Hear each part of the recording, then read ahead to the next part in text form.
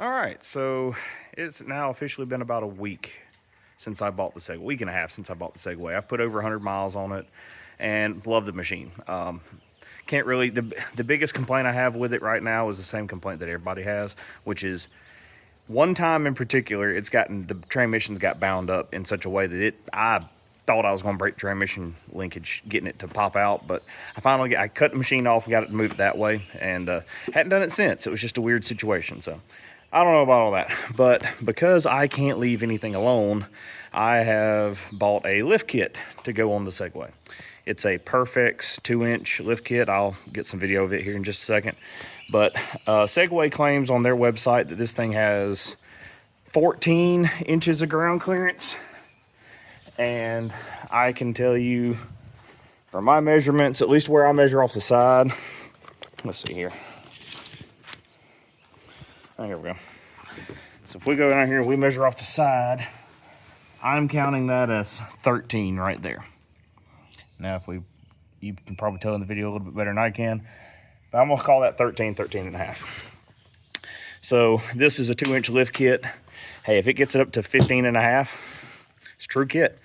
And get a little bit more breakover angle out of this bus, because as much as I love it and I like having a crew cab machine, they are longer and you do need a little bit more ground clearance, I think, than what they even give you with 30s. So I'm hoping to get up to about, like I said, 15 and a half inches of ground clearance and with the 30s. And then I'm planning on eventually doing the Rev 2.5 forward A arms and putting 32s or 33s on it. But that's gonna be for another day. But let's let me cut to the kit itself. I'll show you some of that and we'll get started on this. So this is the Perfex lift kit. It actually comes with really good directions. Even gives you torque specs on all the different fasteners, and I will keep that in mind. I mean, I have a calibrated elbow, so we'll be fine. But it does go through. The directions are pretty good about giving you actual socket sizes, which I appreciate. Makes life easier. Let's see. And they have good pictures, especially indicating where the washers go. All right there, over here. Like in between and where you're putting your nuts and bolts, because I see a lot of people get that wrong and they have issues with the suspension binding, and you shouldn't have that issue with this. Another thing that they did quite well is they actually packaged everything into front hardware and rear hardware. That is a nice touch that from other manufacturers I have not seen in quite a while. They also give you some swag. That's always appreciated. Oh, and the fact that they even printed out the directions means a lot. But the brackets themselves are good thick steel. They're probably 3/16 if I had to guess. And that's on the fronts, I think. These are the rears, and it's a little thicker, it looks like. Yeah, it's noticeably thicker. So it's we'll see. I'm gonna start probably tearing down the front of the machine first.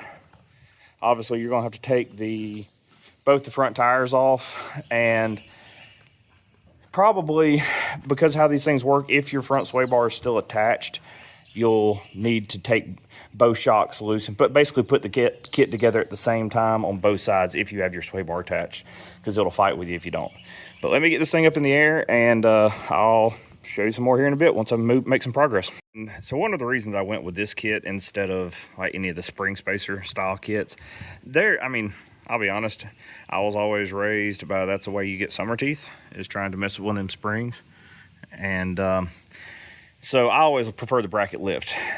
And so you can see with this kit, it's got one of these brackets right here. Basically the idea is take the shock loose, run the lower bolt through here.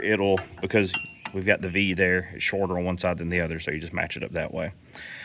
And bolt it all together. They've got some pretty nice directions on how it goes and where you put spacers and bushings and all that sort of stuff. So you do have to disconnect your brake line here, and I'm thinking I'll probably end up loosening that one and trying to get a better angle on it once I see how everything lays.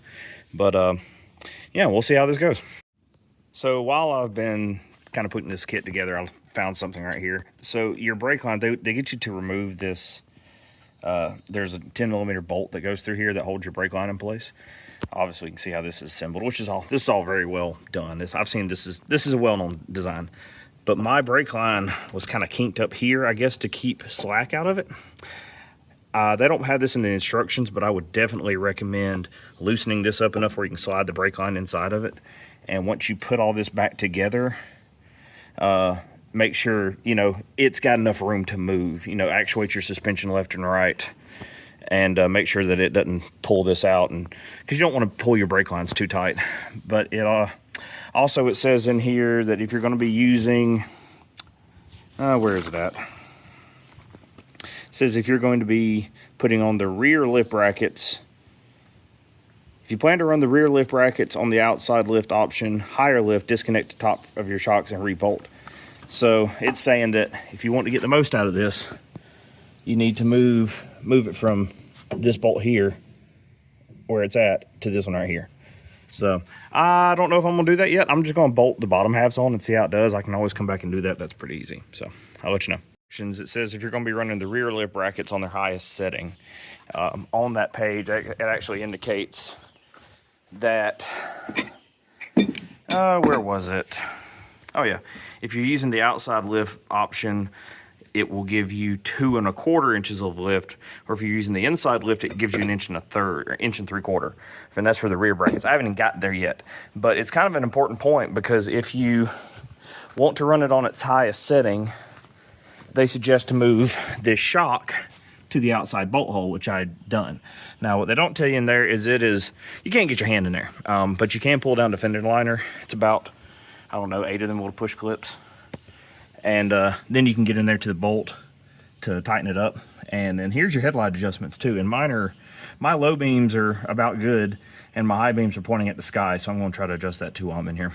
I tell you what, trying to record all this and notice cool things and do it in a timely manner just doesn't happen. I did get this all tightened up. Obviously I have to pull this down. I'm not gonna do the headlights yet. I'm gonna leave this loose for now, because I need to adjust my headlights with it sitting on the ground.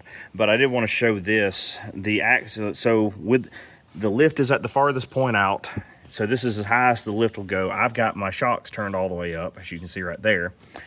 I can still turn the hub, and the axle's not binding, the CV's not binding anywhere. It feels good. So I think that says a good thing for the life of your axles with this kit, but we'll see what the angle is roughly. I don't have an angle finder or anything, but we'll try to see what the angle is after we get everything put back together. We've got the front tire and the lift kit and everything bolted up.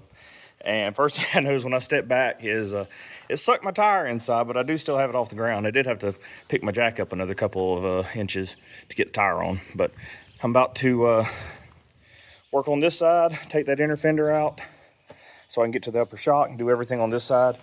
I'm still debating on whether or not I want to turn the preload down on my shocks, but I don't know. I'm gonna ride it. I can always come back and do that. So I just got the driver's side back together, adjusted brake line so that there's movement, and I angled that up just a little bit to help keep it off of the ball joint. Straighten that one out. Just made sure all that was good and tight. The lift is installed. Make sure you get these washers in between the head of the shock and the outside of the bracket lift, because that's what controls the side to side. I don't know if you're supposed to, I don't know if this is best practice, but I did tighten this until both of those washers tightened up, because you could see it sitting there shaking while I was tightening it up. And then I did go ahead and move the upper to the outer, the upper of the shock to the outer hole in the frame, and took the inner fender liners off just so I can get to these. These are the headlight adjusters. I'm gonna get out and adjust my headlights later. All right, on to the rear. So I just noticed this while I was putting the tires back on. So if you notice, there's not a huge amount of room. There's maybe a finger's width between the upper shock, or the lower shock, and the top of the tire after I've got this lift kit on. And I just wanted to show you that these wheels, let's see, let me get turned around here. So they are a, you know, as we all know, they're a 14x7, but the interesting part is they are a, let's see if I can get in here and see it. It is a 46.5 millimeter back spacing. So I think that's pretty close to like a 5+2.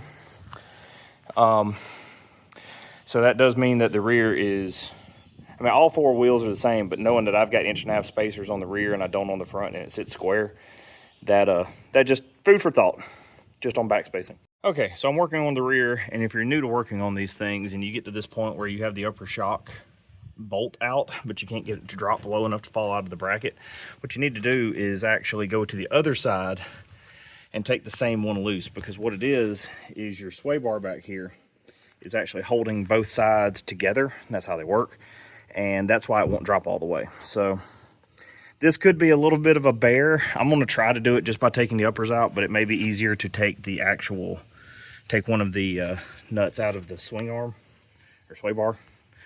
But yeah, I'm gonna fiddle with this and I'll let you know when it gets back to it.